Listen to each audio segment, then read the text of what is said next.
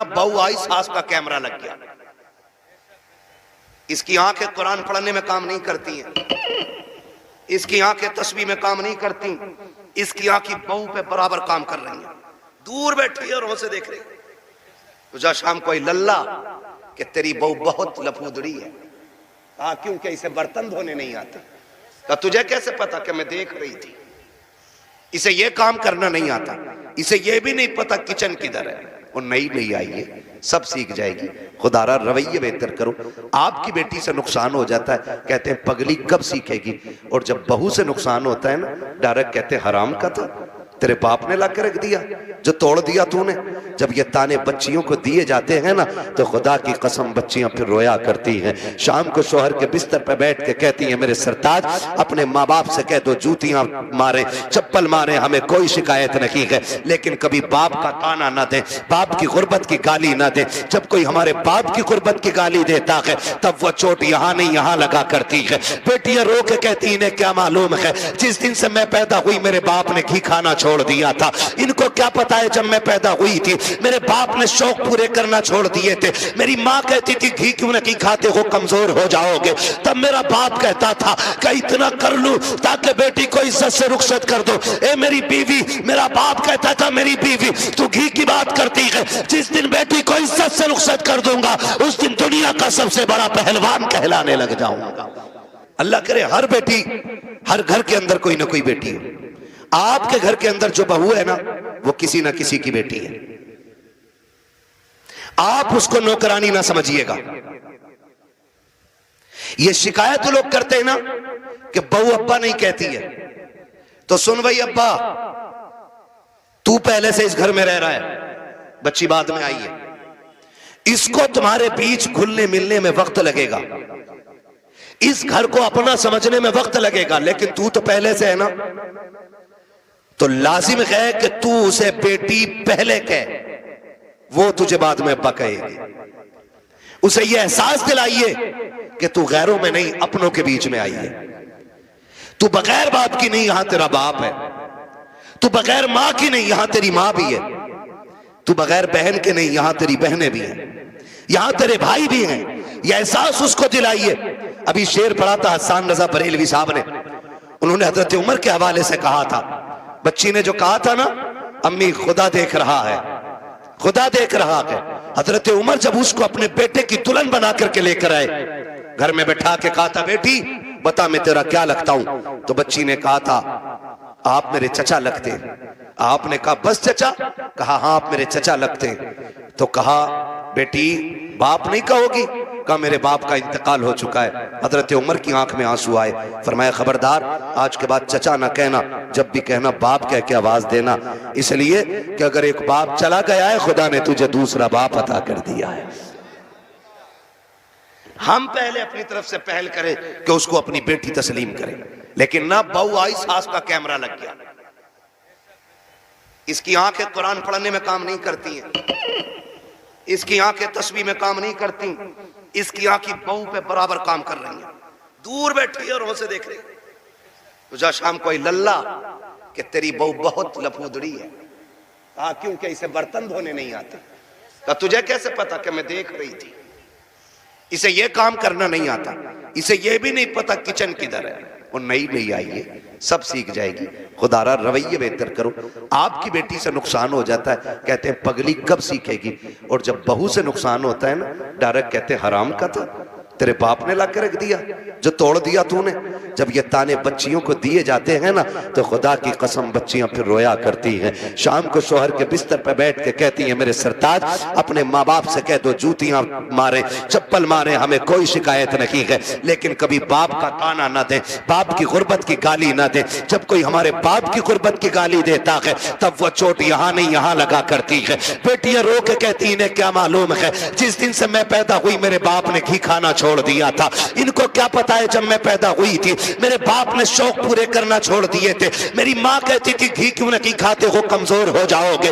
तब मेरा बाप कहता था कि इतना कर लूं ताकि बेटी को इज्जत से रुखसत कर दो। ए मेरी बीवी, मेरा बाप कहता था मेरी बीवी तू घी की बात करती है, जिस दिन बेटी को इज्जत से रुखसत कर दूंगा उस दिन दुनिया का सबसे बड़ा पहलवान कहलाने लग जाऊंगा। खुदारा आपसे गुजारिश है, अपनी बेटियों को जो प्यार देते हो वही प्यार बहू को दो। सासों से भी गुजारिश है, अगर आपकी बेटी खता कर दे, आप नजरअंदाज कर देते हो, बहू से नुकसान हो जाए तो उसे नजरअंदाज क्यों नहीं कर सकते? तुम दूसरी की बेटी को सताते हो और फिर अपनी बेटियों के लिए तावीज कराते हो, तो लिख लो इस बात को, अगर तुम चाहते हो कि तुम्हारी बेटियां सुख में रहें, आराम से रहें, उसूल बनाओ, अगर तुम दूसरे की बेटियों को सुख दोगे, अल्लाह तुम्हारी बेटियों को इज्जत अता फरमा देगा। ये उसूल याद रखिएगा। और अगर तुम दूसरे की बेटी को जूती में रखोगे तो जन्नत से तेरी भी नहीं उतरी है। अगर तू एक बेटी किसी के जूते मारेगा बेटी के, तो एक जूता तेरी बेटी को खाना पड़ेगा। ये दुनिया का है, जैसी करनी जोर से, जैसी करनी वैसी भरनी है। ठीक है ना? करेंगे इंशाअल्लाह ऐसे ही, मुआशरे को बेहतर कर लीजिए। इतना खूबसूरत कर लो कि हमारी बेटियां मुर्तद ना हो, गुर्बत की वजह से जान न दे, बेटियां बाप के सर पे बोझ महसूस न करें। बेटियां बोझ नहीं होती हैं, बेटियां बोझ होती तो खुदा महबूब के आंगन में कभी 4 फूल न खिलाता, खुदा महबूब को 4-4 बेटियां नहीं देता, हुजूर के आंगन में 4-4 बेटियां गए, इसलिए कि बेटी जहमत नहीं होती, बेटी खुदा की रहमत होती है। ये इनकलाब हुजूर की वजह से आया। लेकिन रुक के एक बात कहूं, बर्दाश्त कर लेंगे, बड़ी कड़वी बात याद आ गई है, कह जा रहा हूं, हुजूर की विलादत से पहले भी बेटियां मारी जा रही थी और आज भी बेटियां मारी जा रही हैं, आज भी बेटियां मारी जा रही हैं। फर्क इतना है, पहले पैदा होने के फौरन बाद मार दी जाती थी और आज या तो पैदा होने से पहले मार दी जाती है और या फिर शादी के बाद बेटियां मारी जाती हैं। ये सितम अब भी हो रहा है, शादियों से पहले भी बेटियां मार दी जाती हैं, पैदा होने से पहले बेटियां मार दी जाती हैं।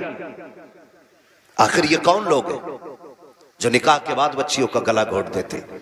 ये वो दौलत के भूखे और कुत्ते लोग होते हैं जिनका पेट जहेज से नहीं भरता है, जिनकी भूख तसलात से नहीं मिटती है, जो पूरी जिंदगी कुत्तों की तरह जिंदगी गुजारते हैं। मैं उस शख्स को कुत्ते से बदतर मानता हूं जो कटोरा लेकर के किसी बेटी वाले की चौखट पे खड़ा हो। उससे बदतर कोई शख्स जमीन पे नहीं हो सकता है जो एक बेटी वाले के गुर्दे बेचने पे उसको मजबूर कर दे। और हम सरकार का दामन नहीं छोड़ेंगे, हम जन्नती हैं, मर के देख, वो लाठी पड़ेगी, कोई बचाने वाला नसीब नहीं होगा। इस धोखे में मत रहना कि तेरी वजह से किसी गरीब की आंख में आंसू आए थे और तो यूं ही जन्नत में गुलाब के फूल लगा के भेज दिया जाएगा, ऐसे ही तुझे खुशबू में बसा करके जन्नत में दाखिल कर दिया जाएगा। हाथ जोड़ के गुजारिश करता हूं, पाप उतने करना जिनका हिसाब आसानी से दे सको।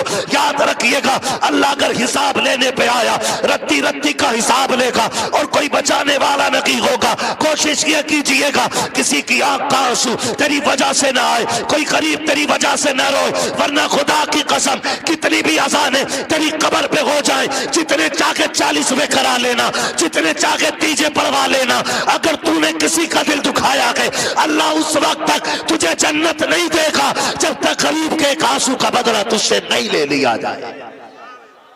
ओ किधर खड़े का हराम का जहेज लेके मौलवी से फाता पढ़वा के हलाल का हो जाएगा। सुन, आज तू किसी की बेटी को लेकर आया, कल तेरे आंगन में भी बेटी आनी है, कल तेरे आंगन में भी बेटी होगी। अपनी बेटी रानी और दूसरे की बेटी नौकरानी, ये कंडीशन है हमारी। दिल मर गए, 4 बेटे तो हिसाब लगा रहे आप, 10 लाख कलुआ में मिलेंगे, 10 बूरा में मिलेंगे, 10 गुड्डू में मिलेंगे, 10 पप्पू में मिलेंगे, हराम में 40 लाख लेगा। भाई किसी का नाम हो बुरा ना मानना, मैं सिर्फ एक मिसाल के तौर पे कह रहा हूं, मुझे क्या मालूम आपके क्या नाम, मैं सिर्फ बताना चाह रहा हूं। हिसाब लगा रहा बैठ के 10-10 जोड़ रहा है। अब तो और तरक्की कर गए लोग, 15 पे कहानी आ गई है। और रिश्ता कराने वाले लोग सिर्फ 500 रुपए के लिए मर रहा, बिचौलिया। रिश्ते कराना अच्छी बात है और वो रिश्ते कराने वाला अच्छा आदमी है जो सच्चा हो। ये जो झूठ बोल के कह रहा ना, सुनो तुम्हें पता कुछ, कहा क्या, कहा वो जो है उनका लड़का 70,000 रुपए महीना कमा रहा, और कहता किसके सामने, जिसकी बच्ची जवान हो गई हो। हाँ, तो वो पूछता, उसके कान खड़े होते, भाई हर बाप चाहता बेटी सुख में रहे। कौन बाप ऐसा, मैं या आप, कोई ऐसा बाप नहीं है जो अपनी बेटी को दुख में देखना गवारा करे। हर बाप को बेटी प्यारी होती है, हर बाप को बेटी प्यारी है। तो उसके बाद जाके कह रहा फलां का बेटा 70,000 कमा रहा, तो उसने भी कोनी मार के कह दिया जरा कराओ यार रिश्ता, फिर पक्का पता 70 कमा रहा? हाँ मैंने कल ही देखा, उसने अपने अब्बा खाते में डाले। लंबा झूठ। कह रहा मगर यार करा तो दूं रिश्ता, अच्छा बात करूंगा। इसके भाव बढ़ते हैं। कह रहा अच्छा बात करूंगा। 2 दिन बाद आके कह रहा रिश्ता तो हो जाएगा, लेकिन बता मैं यार लौंडे की कमाई बढ़ी है ना, तो इसलिए वो उनकी सोच रहे हैं कि रिश्ता बराबरी का मिल जाए। अब बेटी वाला समझ जाता बराबरी का मतलब यह है कि ये हराम का खाना चाह रहा। कह रहा क्या मतलब का, क्या दे दोगे तुम? क्यों? वो लड़की वाला कहता 70 कमा रहा तो 15 दे देंगे। कह रहा लो 15 तो उसको फला गांव से मिल लेते, उन्होंने 15 पे काम आनी है, और बढ़ाओ कुछ। 20 लाख पे रिश्ता तय, 20 लाख पे रिश्ता तय। जब रिश्ता हो गया, शादी हो गई ना, तो झगड़ा हो रहा कि समझाओ ये कुछ करता ही नहीं। यार ये तो 70 कमा रहा था, अब क्यों नहीं करता है? कब वो तो इसलिए झूठ बोला था ताकि रिश्ता बराबरी का मिल जाए। फिर अब जब वो बात खुल के आती है तो फिर तलाकें होती हैं। तेरे बेटे का तो कुछ नहीं जाएगा, लेकिन जिस बेटी को एक बार तलाक हो जाती है ना, उस बेटी की जिंदगी पे बहुत बड़ा दाग लग जाता है, बहुत बड़ा दाग। और बेटियों की इज्जत इतनी नाजुक होती है, तलाक तो अलग साहिब, छोड़ना तो अलग की बात है। अगर लड़की को देखने वाले आकर के एक बार जाकर के ये कहते लड़की पसंद नहीं आई है, तब लोग उस लड़की में कीड़े पैदा करना शुरू कर देते हैं। कोई कहता है कि चलन अच्छा नहीं होगा, कोई कहता है कि बच्ची का घरवार अच्छा नहीं होगा, कोई कहता है कैरेक्टर अच्छा नहीं होगा, कोई कहता नहीं नहीं नाक नक्शे की कमी रह गई होगी, कोई कहता देने के लायक नहीं है। इतनी बातें लड़की में पैदा की जाती है। और तुम्हें खुदा का वास्ता मिलाद वाले मुस्तफा का वास्ता हाथ जोड़ के कहता हूं, जब बेटियों की रिश्ते की बारी आया करे तो शद्दाद हमान ना बना करो, नमरूद और फिरौन ना बना करो, दुनिया में हाकिम ना बना करो। अगर बेटी की चाहिए आपको तो किसी पे जबरन बेटी ना लो, दौलत के साथ बेटी ना लो, बल्कि झोली फैलाओ, भिखारी बन जाओ और के खुदा के वास्ते बेटी दे करके हमारी नस्लों को इज्जतें दे दे। खुदा की कसम, जब बेटियां ऐसे आती हैं तो फिर नस्लों में खालिद बिन वलीद जैसे लाल पैदा होते हैं। लेकिन ऐसा मांगे कौन? बारात भी तो लेके जाएगा। कितनी कितनी बारात चल रही है भाई? हाँ, जब निकाह इमाम पढ़ा देना तो कहते इमाम साहब कितने पैसे हो गए? तो इमाम साहब ने कह दिए 5,000। गरीब इलाका होगा यार, छोटा। तो अगर इमाम ने कह दिया ना 7,786, तो कह रहा कौन सी शरीयत में? फिर कह रहा कौन सी शरीयत में? अब तुझे शरीयत याद आई, तेरा बाप जो हराम के खाने खिलाने के ये 300-400 लोग लेके आया, ये तेरे बाप की लाल किताब में लिखे? बेटियां मुर्तद हो रही हैं, जहर खा रही हैं तुम्हारे इन पापों की बुनियाद पर। बारात का इस्लाम में कोई तसव्वुर ही नहीं है, बिल्कुल तसव्वुर नहीं है। हक ही नहीं है कि बेटी वाला खाना खिलाए बारात को। लेकिन पहले सैंपल भेज रहा मुंहों के, कह रहा बोटी बिना हड्डी की होनी चाहिए, रसगुल्ले ज्यादा बड़े ना हो। क्यों? बगले लेके आएगा। इसने कौम का बेड़ा गर्क करके रख दिया है। एक बाप की बेटी जवान हो जाती है, बाप बेटी को देख के सूखना शुरू कर देता है।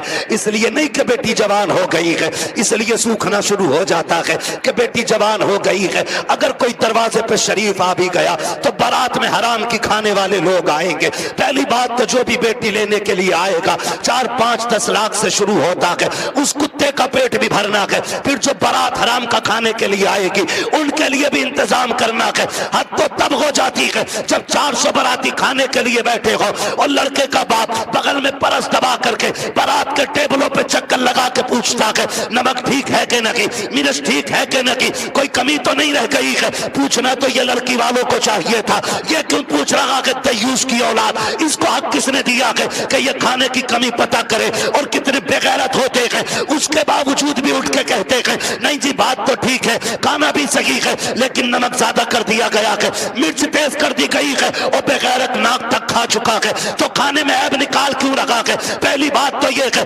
लड़के वालों को हक नहीं है कि वो बारात के खाने के बारे में पूछे और फिर ये कहे खाना कैसा है। सुन बेगैरत सुन, जब तुझे लगे कि तेरी बारात हराम के लुक में तोड़ लगी है तो कोने में झांक के देखना, उसी पिंडाल के किसी कोने में लड़की का बाप सहमा हुआ होगा, गर्दन झुकी होगी, बगल में हाथ होंगे, आंखों में नमी होगी, कभी बारात देखता होगा, कभी आसमान को देखता होगा, कहेगा मालिक आज लाज बचा लेना, अगर एक बाराती फाके से चला गया मेरी बेटी को पूरी जिंदगी ताना दिया जाएगा।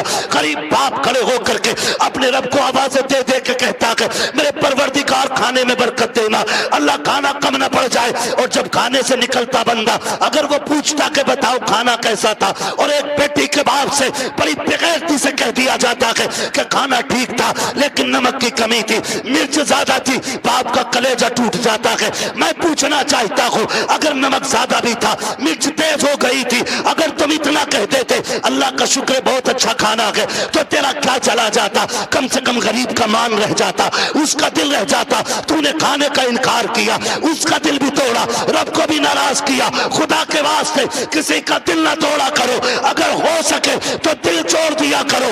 अगर ऐसा करोगे काबे वाला भी राजी हो जाएगा, मदीने वाला भी राजी हो जाएगा।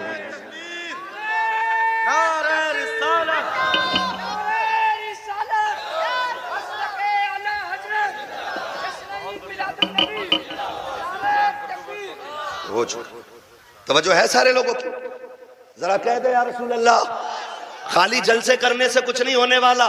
तुम्हारी बेटियां मुर्तद हो जाएं, भाग जाएं गैर के साथ और तू तस्वीर लेके बैठा रहे, इस्लाम इसकी इजाजत नहीं देता है, इस्लाम इसकी इजाजत नहीं देता है। हर वो रास्ता बंद करो जो हमारी बेटियों को मुर्तद होने पे मजबूर कर रहा है। फला की गई है, हमारी थोड़ी गई ना, एक की गई तो सबकी चली गई। हो कहां पे तुम्हें पता है? सोशल मीडिया चेक करो, लड़कियों से कलमा पढ़वाते वो, मुसलमान थी, प्रूफ क्या है? सूरह इखलास पढ़ रही है बच्ची, तो बताना मकसद ये नहीं होता है कि अब्दुल रशीद की बेटी है देखो कलमा पढ़ रही है, वो ये बताना चाहते हैं मोहम्मद अरबी की दीन का कलमा पढ़ने वाली हमारे धर्म में आई है। हिसाब देना पड़ेगा कयामत में इसका कि तेरे दरवाजे पे दौलत रख के घुन गई और गरीब की बेटी मजहब छोड़ के चली गई, तूने दीन के लिए क्या किया था? ऐसे लोगों की दौलत को अल्लाह सांप बना के गले में डालेगा और तब कोई पीर बचाने नहीं आएगा। लिखो मेरी बात, तेरे किए का तुझी को भरना है। रस्में बना लिए, अब्बा दफन हो रहा, बेटा कब्र पे खड़े हो कह रहा मेरे अब्बा की गलती हो तो माफ कर देना। क्यों? तू कौन होता माफी मांगने वाला? गलती बाप ने की थी, माफी बाप को मांगनी चाहिए। अल्लाह कहता मुंह बंद कर, किताब बंद हो गई उसकी गलतियों का हिसाब उसे देना, आप तुझे नहीं। आने दे, इस दिन का मेरा ऐलान था, कब्र में लिटा के इतना तोड़ूंगा कोई बचाने वाला नहीं मिलेगा। आज आ गया है वो दिन। मेरे बाप की गलती माफ कर देना, थप्पड़ तेरे बाप ने मारा था गरीब के, तूने नहीं मारा था। कमजोर को जलील तेरे बाप ने किया था, तूने नहीं किया था, माफी तेरे बाप को मांगनी चाहिए थी। रस्में बना लिए, खाली रस्में। यही मर्दों के हाल है और औरतें भी कम थोड़ी है, मर जा तो उसके कपड़े नोच लेती है। हाय जी माफ कर जाओ, हाय जी माफ कर जाओ, अब कुछ नहीं होने वाला। जीते जी एक दूसरे से माफियां मांग लो, जीते जी एक दूसरे से अपनी गलतियों का निपटारा कर लो, वरना कोई बचाने वाला नसीब नहीं होगा, कोई बचाने वाला नहीं मिलेगा। इसलिए कि हुकूकुल इबाद का मामला बड़ा सख्त है, बड़ा सख्त है। अपनी सी कोशिश तो करो यार। आका फरमाते तू अपनी सी कोशिश कर, फिर जहां नहीं बनेगी वहां बात बनाने के लिए मैं आ जाऊंगा। आला हज़रत फरमाते वुसअतें दी हैं खुदा ने दामन महबूब को, जुर्म खुलते जाएंगे। आका आका मैं फ्री में जन्नत नहीं बांट सकता, माफ कीजिएगा। अगर फ्री की जन्नत के लिए बैठे हो तो मेरी जन्नत नहीं, जन्नत हसनैन के नाना की है। जन्नत उसे मिलेगी जिसे हुजूर चाहेंगे, लेकिन हम अपने आप को बदलें। कितने लोग जन्नत में जाना चाहते हैं? नौजवान बताएं, नौजवानों को मैंने हाथ उठवाएं। जिनके निकाह हो गए वो हाथ नीचे कर लें, जिनके नहीं हुए वो हाथ ऊपर रखें। जिनके नहीं हुए ठीक है ना, अब हाथ नीचे कर लो आप। इतने लोग यहां बैठे, बताओ जन्नत में जाना चाहते हैं कि नहीं हम लोग? एक आसान तरीका बताऊं, आसान तरीका यह है, बिना डिमांड किए किसी गरीब की बेटी को अपने घर की इज्जत बना लो। तुम्हें मरने में देर लगेगी, रब को कब्र को जन्नत बनाने में देर नहीं लगेगी। हाँ, कितने लोग वादा कर रहे हैं इंशाअल्लाह जहेज की डिमांड नहीं करेंगे। क्या बात है, सलामत ने हुजूर आपके हाथ देखें, अल्लाह करे इस महफिल की। उन्होंने नीचे कर लिया हाथ। हाँ। नहीं वो लगने गई होगी, अब्बा ने कही होगी मुंह तोड़ दूंगा तो बुलेट ना मिली तो। अब्बा भी बड़ा बेगैरत होता, हाथ नीचे करो, अब्बा याद आ गया। 1 मिनट नहीं बैठागा अब्बा को बुलेट पे ही, और अब्बा लिस्ट में सबसे ऊपर बुलेट लेके घूम रहा। हाँ, 1 मिनट नहीं बैठागा बुलेट पे अब्बा को, और अब्बा के हाथ में इतनी लंबी लिस्ट है। पिलाई पूछ लिया बेड में क्या इंची वाली है, 1 दिन नहीं बैठेगा बुढ़ा बेड पे। और गरीब का जीना हराम करने में सबसे आगे हैं? नहीं अब्बा ही कर रहा है। तो कितने लोग जन्नत में जाना चाहते हैं? नौजवान जरा बताएं, मैं आसान तरीका बता रहा हूं। सारे जाना चाहते हैं ना? हाथ नीचे कर लो, खुदा सलामत रखे। पूर ससुर के देने से नहीं पड़ती है, किसके देने से पड़ती है? बहुत कमजोर लोग हो यार। हमारा रब कौन है इतना पता है ना? तो फिर बोलो किसके देने से पूर पड़ती है? तो ससुर से मांगना चाहिए कि अल्लाह से? बोलो किससे? तो इसे कुत्ता ना कहूं जो ससुर के आगे यूं कह रहे हैं 10 लाख चाहिए, कोई दिक्कत ना ना। कुत्ता वो खाता जो फेंका जाता है, और ये कुत्ते से बदतर है जो छीन के ला रहा है। कितने ऐसे लोग हैं ना, कितने होशियार होते हैं, इतने होशियार होते हैं। रिश्ता करा दो साहब, कोई डिमांड करना ना, कुछ ना, खाली लड़की दिलवा दी। खाली लड़की मिल गई, फिर बिचौली आके कहता सुनो कि हाँ कि लोग बड़े अच्छे शरीफ हैं, कुछ भी ना मांग रहे, लड़की कह रहे लेकिन यार तुम कुछ गैरत करियो। बिचौलिया भी बड़ा बड़ा बना हुआ पड़ा। अगर इसकी कुटाई का नंबर आ गया ना तो कोई बचाने वाला नहीं मिलेगा। कोई बिचौलिया, सबको नहीं कह रहा हूं, जो अच्छे वो तो अच्छे ही है। एक दूसरे का मुंह ना देखा करो, मुझे दोनों ही चोर लगते हैं। फिर तो कह रहा तुम्हें पता लोग तो बहुत अच्छे हैं, लेकिन थोड़ा सा ख्याल करियो। क्या ना, गाड़ी कौन सी निकाल ले हो? तो गरीब बंदा कह रहा है कि हाँ एस्प्लेंडर निकालने करना। वो लड़का कह रहा था यार वो बुलेट हो जाती ना तो अच्छी थी। ऐसे भीख मांग रहा, कैसे फेर डाल के भीख मांग रहा। जो दरवाजे पे आके कहता भीख मांगता, वो भी कहता खुदा तेरी नस्लों को आबाद रखे, तेरी औलाद सलामत रहे, तेरी नस्लें बरकत होती रहे। हैं भीख मांगने वाला भी ये कह रहा, और ये डायरेक्ट कह रहा ना बुलेट हो जाती तो अच्छी थी। लड़के का मन जो है ना थोड़ा बुलेट को हो रहा, और तुम पे ना हो पैसे तो हमसे ले लो। तो लड़की वाला गैरत करके कहता ना यार हम ही डाल देंगे। इसका काम सीधा बुलेट करवा दी एक बार में। जब शादी के 4 दिन रह गए तो कह रहा खाने में क्या दे रहे हो? सुना खाली कोरमा कर रहे हो, क्यों कबाब खागा? बेगैरत कहीं का। कह रहा कोरमा कर रहे हो खाली, क्यों? उसकी कलेजी भुनवा ले लड़की के बाप की। बेटे पैर थोड़ा जलसा है। कह रहा खाली कोरमा कर रहे हो? कि हाँ कहना, वो ये कह रहे थे ना बिरयानी भी हो जाती और थोड़ा हलीम और बढ़ा दियो। अब तो ये चल ही रहा, फेफड़े निकाल दिए बेटी वालों के, ऐसी कंडीशन कर देते। अभी कुछ दिन पहले की बात थी, एक न्यूज शाये की गई, एक बाप ने बेटी की शादी से 4 दिन पहले फांसी लगा ली। क्यों फांसी लगाई? तारीख का ये बाप इस दौर के कलंक बन करके माथे पे चमकता रखेगा, सिर्फ इसलिए कि जब बेटी के निकाह के 3 दिन बाकी रह गए थे तब ससुराल वालों ने लिस्ट बनाकर जहेज की भेजी। उसमें महंगे महंगे सामान भी थे। गरीब बाप जब शाम को घर पे आया, खाने के लिए बैठा तो लुक़्मे हलक से नहीं उतरे। बेटी बेटी होती है, समझ गई। अब्बा बात क्या है, क्यों नहीं खा रखे हो? कहा बेटी कुछ नहीं है। अल्लाह अकबर बेटी कहती है, अब्बा मेरी वजह तो नहीं है? कहा नहीं बेटी तेरी कोई वजह नहीं है। तारीख गवाह है कि वो बाप जो दिन भर ठेला लगाता था, जिसको बाप की बेटे की रुखसती करनी थी, उस बाप ने रात के सन्नाटे में फांसी लगा करके अपनी मौत को गले लगाया।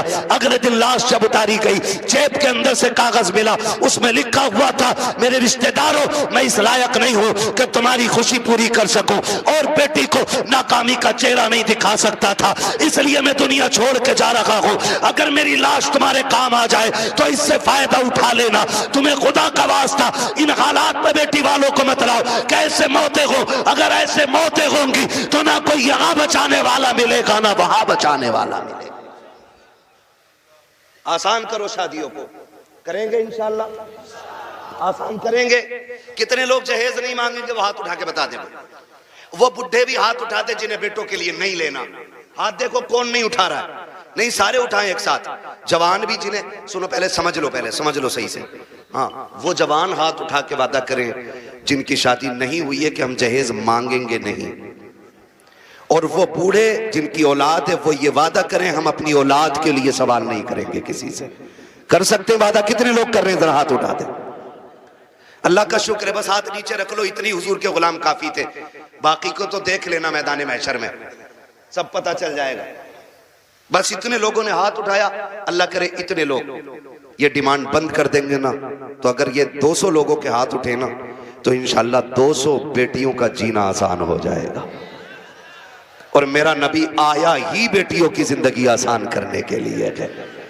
इसलिए 12वीं की इस महफिल में मैं बेटियों की इज्जत के हवाले से कहना चाहता हूं, खुदारा इतना आसान कर दो निकाह कि बेटियां सुबह फजर में उठ के कहा करें, शुक्र मालिक तूने हुजूर की उम्मत में पैदा कर दिया है। हाँ जी, अल्लाह सलामत रखे, क्योंकि हुजूर आए, बेटियों को जीने का सलीका मिला है। और बेटियों से भी एक बात कह जाऊं आखिर में, कह दूं बेटियों से भी एक बात, आखिरी बात है, बेटियों से भी कह दे रहा हूं। बेटियों से गुजारिश है, कभी भी अपने बाप के सामने खड़ी ना होना। खड़े होने का मतलब यह है कभी बाप के मुकाबले में ना आना। कभी ऐसा नहीं होना चाहिए कि बाप के जायज फैसले पे तुम इनकार करो। कभी ये मत कहना, आज जो रस्में चल गई है ना, जो कुछ नकाब पहन के सोशल मीडिया पे बच्ची आई, या आप देखें प्रेस कॉन्फ्रेंस में आके कहती हैं कि हमारी आजादी हमारा हक है, हम नकाब क्यों पहनेंगे, हमें जरूरत नहीं है। ऐसी बच्चियों को देख करके कई बच्चियों की सोचें बिगड़ती जा रही हैं। मैं बेटियों से गुजारिश करना चाहूंगा, कभी बेटियां बाप के मुकाबले में आके खड़ी ना हो, और कभी ये ना कहें कि मेरा जिस्म मेरी मर्जी है, मेरा वजूद मेरी मर्जी है। मेरी बेटी अगर रुखसती की बात निकाह की आए ना, तो कभी बाप से जहेज की फरमाइश ना करना। कभी ये मत कहना अपने बाप से कि अब्बा जैसा फलां की बेटी को जहेज मिला वैसी मैं लेके जाऊंगी, इसलिए कि हो सकता है तेरे बाप का कब्जा ना हो। इसलिए कि हर बाप अपनी बेटी को अपनी हैसियत से बढ़ के ही देना चाहता है। ये क्लियर, हर बाप अपनी बेटी को सुन रहे हैं, हैसियत से बढ़ के ही देना चाहता। इसलिए बेटियों से गुजारिश है, अगर रुखसती की बारी आए और बाप पूछ भी लेना बेटी बता क्या क्या चाहिए, तो उसके कदमों में बैठना और उसके आगे दुपट्टे की झोली बनाना, कहना अब्बा अगर देना है ना तो चंद मोहब्बत की दुआएं बेटी की झोली में डाल दे, इसलिए कि तेरी दी हुई महंगी वॉशिंग मशीन 4 साल में खत्म हो जाएगी, तेरा दिया हुआ फ्रिज 3 साल में गल जाएगा, तेरी दी हुई बाइक 1 साल 2 साल 10 साल में टूट जाएगी। प्यार भरी दुआएं दे दे, आखिरी सांस तक काम आती रहेंगे। और कभी बाप के मुकाबले में बेटियों खड़ा ना होना, कभी इनको जलील ना करना। मुझे तो हैरत होती है वो बेटियां जो बाप की मर्जी के बगैर किसी के साथ भाग जाती हैं, उनकी हिम्मत कैसे हो जाती है कि वह बाप के चेहरे पे कलंक लगा जाती हैं। उन्हें भरोसा कैसे हो सकता है 2 घंटे नाली पे बैठ के बात करने वाले नौजवान पर कि जो अपने बाप की इज्जत की फिक्र नहीं कर सकता, वो तेरी इज्जत की रखवाली क्या करेगा। और मैं नौजवानों से कहूंगा, ऐसी बेटियों से कभी निकाह न करना जो शादी से पहले तुमसे फोन पे बात करती हो, इसलिए कि जो अपने बाप की इज्जत की रखवाली नहीं कर सकती, वो अपने शोहर की इज्जत की रखवाली कभी नहीं कर सकती है।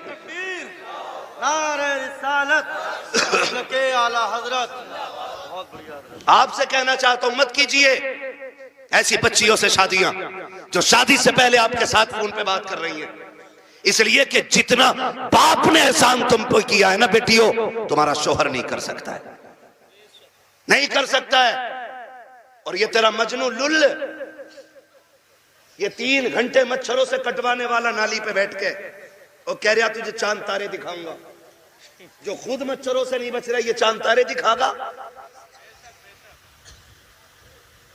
हाँ, और फिर बाप की इज्जत पे कालिक पोतने वाली बेटियों का अंजाम या तो फ्रिज में टुकड़े मिलेंगे, या बोरी में रोड पे मिलेगी, या ईख के खेत में टुकड़े मिलेंगे, या फ्रिज में पैक मिलेगी। इसलिए कि लव मैरिज के अंदर कितने दिल तोड़े जाते हैं, कितनों की इज्जतें उड़ाई जाती हैं, कितने दिलों से खिलवाड़ होता है, ये कोई नहीं जानता है। इसलिए इस तरह की शादियों पे लानतें बरसा करती है। अरेंज मैरिज कर, माँ बाप की मर्जी से कर, खुदा की कसम जिसमें सबकी रजा होती है उसी में खुदा की रजा होती है।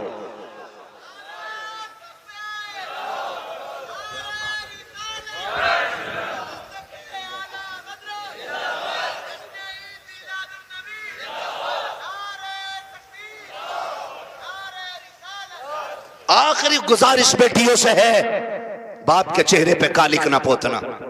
और मैं तुम्हें कितने बेटियां आज भी दिखा दूं कि जिनको चांद के पार ले जाने वाली बातें लोग करते थे और 6 महीने बाद तलाक दे के धक्के दिए, सारी सोसाइटी ने मुंह मोड़ लिया। यही बाप जिसका मुंह काला करके बेटी गई है, इसी ने उन बेटियों के लिए दरवाजा खोला है। वही बाप फिर इस बेटी को रखता है जिसकी इज्जत के साथ खेला बेटियों ने। मैं तो खुल के कहता हूं बेटियों से, खुदा की कसम खा के कहता हूं, पूरी दुनिया के आशिक एक पल्ले में रखो और सिर्फ बाप का रिश्ता बेटी से दूसरे पल्ले में रखो। पूरी दुनिया के आशिकों का इश्क कम पड़ जाता है और बाप की एक दिन की मोहब्बत भरी निगाह जो बेटी के चेहरे पे पड़ती है वो पूरी दुनिया के इश्क पे भारी पड़ जाती है।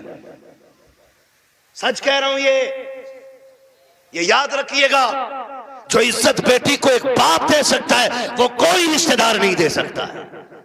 और ये मेरे नबी ने करके दिखाया है। आज कहना आसान है, मेरी बेटी मेरे जिगर का टुकड़ा है। हुजूर ने तब कहा था मेरी बेटी मेरे जिगर का टुकड़ा है जब बेटी को कत्ल करने पे फख्र होता था। हाँ, क्या दो की बेटी हो, क्या कर सकती हो बाप के लिए, इसका एहसान जानती हो तो तुम्हें बताऊं, अगर ना पता हो ये बात जहन नशीन कर लेना। एक एक बेटी मेरी बात कान खोल के सुन लेना। इस बेटी को 12वीं वाले सरकार ने इज्जतें दी हैं। सुन मेरी बेटी, जब तू माँ के शिकम में आई थी पूरा खानदान कह रहा था बेटा होगा तो अब्दुल्ला नाम रखेंगे, कोई कहता था अपने नाम पे नाम रखूंगा, कोई कहेगा भतीजे का नाम ये रखूंगा, दादा कहते था पोते का नाम ये रखूंगा, दादी कहती थी लाडला आएगा, नाम उसका शेर रखा जाएगा, अब्दुल्ला रखा जाएगा। सबने बेटों के नाम सोचे थे, बेटी का तो तसव्वुर भी किसी का नहीं था। जब वक्त ऊपर हुआ विलादत के वक्त से तेरी माँ को हॉस्पिटल ले जाया गया, चचा ने कहा कि ऑर्डर दे दो जल्दी से मीठा बन जाए, भतीजा आने वाला है। पूरे खानदान में खुशियां थी, लेकिन अचानक हॉस्पिटल से फोन आया कि बेटी आई है। चचा का चेहरा उतर गया, दादी का चेहरा उतर गया, दादा बिस्तर पे गिर गया। वो जो मीठे बने थे लोगों ने ऑर्डर कैंसिल कराए, दुकान वालों ने कहा क्यों नहीं लेता, कहा बेटा आता तो लेता, भतीजा आया कि इसलिए मीठा नहीं चाहिए, ये कह के मीठा टुकरा दिया गया था। क्योंकि तू पैदा हो गई है, दुनिया ने तुझे मनहूस समझ रहा है, दुनिया आज भी तुझको वैल्यूबल नहीं मान रही है। खुदा की कसम खा के कहता हूं, जब चचा को तेरे आने से तकलीफ, दादा को तेरे आने से तकलीफ, दादी का चेहरा तेरी वजह से उतरा है, सब ने तुझे टुकराया। एक बाप ही तो था जो हॉस्पिटल सीना उठा के गया था और इसने तुझे गोद में उठा के तुझे चूम के कहा था दुनिया लानत दे रखी है, लेकिन शुक्र है अल्लाह ने मुझे जन्नत का टिकट अता फरमा दिया है।